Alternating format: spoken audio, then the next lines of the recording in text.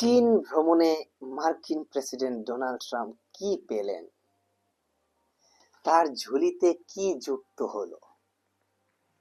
প্রশ্ন হচ্ছে, পাওয়ার জন্যই কি চীনের প্রেসিডেন্টের সহিত সাক্ষাতের জন্য ডোনাল্ড ট্রাম্প চীনে গিয়েছিলেন? হয়তোবা তাই, হয়তোবা তাও নাও হতে পারে।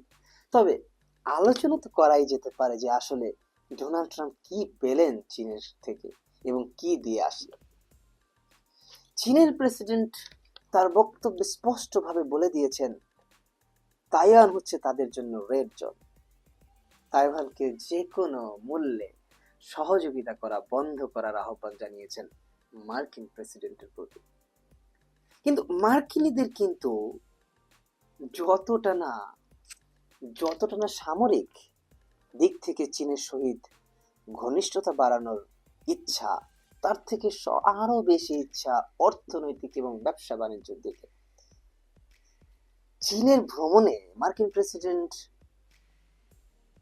সকল ব্যবসায়ীদের নিয়ে গিয়েছিলেন। বড় বড় ব্যবসায়ী, এলন মাস্ক থেকে, যারা মূলত মার্কিন মুলুকের সবচেয়ে বড় বড় অর্থনীতিকে হোল্ড করছে, তাদের সবাইকেই নিয়ে চীনে ভ্রমণ গিয়েছিলেন। কারণ উদ্দেশ্য ছিল অর্থনৈতিকভাবে একটি প্রপার চ্যানেল তৈরি করা, যে চ্যানেলের মাধ্যমে চীন এবং যুক্তরাষ্ট্র উভয়ই সহযোগী হবে এবং লাভবান হবে। চীন যেহেতু অর্থনৈতিকভাবে ব্যাপক হারে তাদের উত্থান ঘটছে, যে উত্থান অকল্পনীয়। যুক্তরাষ্ট্র হয়তোবা এইভাবে ভেবে উঠতে পারেনি অর্থনৈতিকভাবে চীন এতটা শক্তিশালী হয়ে উঠতে পারে।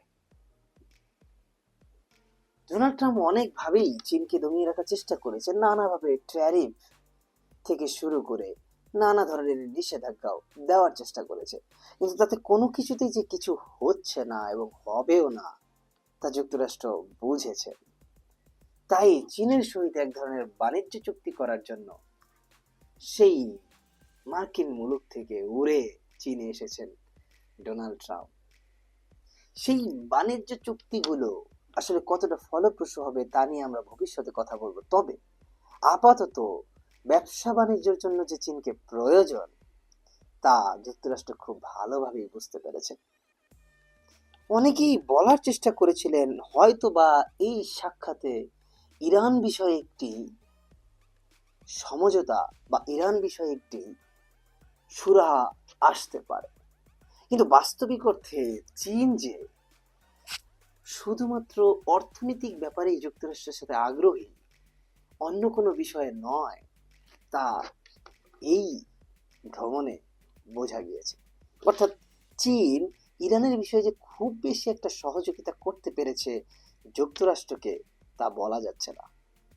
তবে মার্কিন প্রেসিডেন্ট ডোনাল্ড ট্রাম্প চীনকে একটি আহ্বান জানিয়ে এসেছেন এবং তাদের কাছ থেকে আশ্বস্ত হওয়ার চেষ্টা করেছেন যে চীন সামরিকভাবে অথবা সামরিক কোনো সহযোগিতা ইরানকে করবে না। বাস্তবিক অর্থে চীন যে খুব বেশি সামরিক সহযোগিতা ইরানকে করছে তাও না, তবে যতটুকুই করছে সেইটুকু বন্ধ করার আহ্বান জানিয়েছে। একই সাথে চীনকে আরো একটি ভালো প্রস্তাবও দিয়ে এসেছেন। তিনি বলে এসেছেন, ইরান অথবা মধ্যপ্রাচ্য থেকে তেল না নিয়ে চীন যেন আমেরিকা থেকে তেল ক্রয় করে। তাহলে হরমুজ প্রণালীর উপরে যেই এক ধরনের প্রেসার ইরান সৃষ্টি করছে তা হয়তো বা কিছুটা হলেও অবনমিত হবে। সো ওভারঅল আলোচনা আমরা বলতে পারি, এই চীন ভ্রমণে মার্কিন যুক্তরাষ্ট্র খুব বেশি কিছু পেয়েছে বলে মনে হচ্ছে না। ইরান বিষয়ে কোনো সুরাহা হয়নি, বাণিজ্য চুক্তি ক্ষেত্রে খুব বড় কোনো ছাড় চীন দিয়েছে তারও কোনো নজির এখন পর্যন্ত দেখা যায়নি। তাইওয়ান বিষয়ে যে চীন এখন অনড় এবং তাইওয়ান যে চীনের জন্য রেড লাইন, তা বারবার যুক্তরাষ্ট্রকে স্মরণও করিয়ে দিয়েছে। অর্থাৎ তাইওয়ান বিষয়ে চীন যুক্তরাষ্ট্রের সাথে যুদ্ধে জড়াতেও প্রস্তুত এবং চীন যে উদীয়মান শক্তি সেই জিনিসটাও যুক্তরাষ্ট্রকে স্মরণ করিয়ে দিয়েছে, মনে করে দিয়েছে যে উদীয়মান শক্তি হিসেবে চীনকে সমীহ করা যুক্তরাষ্ট্রের উচিত।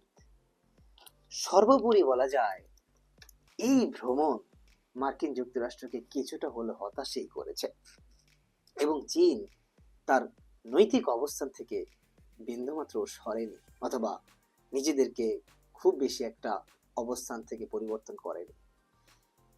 বাণিজ্যিকভাবে হয়তো বা কিছু চুক্তি ডিল করে এসেছে বা করার চেষ্টা করেছে মার্কিন প্রেসিডেন্ট, সেগুলো হয়তো বা উভয় রাষ্ট্রকেই লাভবান করবে এবং সহযোগী হিসেবে কাজ করতে এগিয়ে নিয়ে যাবে। তবে বাণিজ্যিকভাবে ধীরে ধীরে যে মার্কিন যুক্তরাষ্ট্র চীনের উপরে অনেক ক্ষেত্রে ডিপেন্ডেন্ট হয়ে পড়ছে তা আমরা চাক্ষুষভাবে প্রমাণ পাচ্ছি।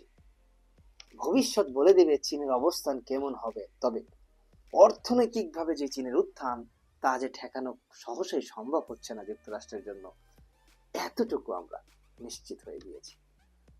আজকের মতো এখানে শেষ। সবাইকে ধন্যবাদ। আল্লাহ হাফেজ। Bye bye, tata.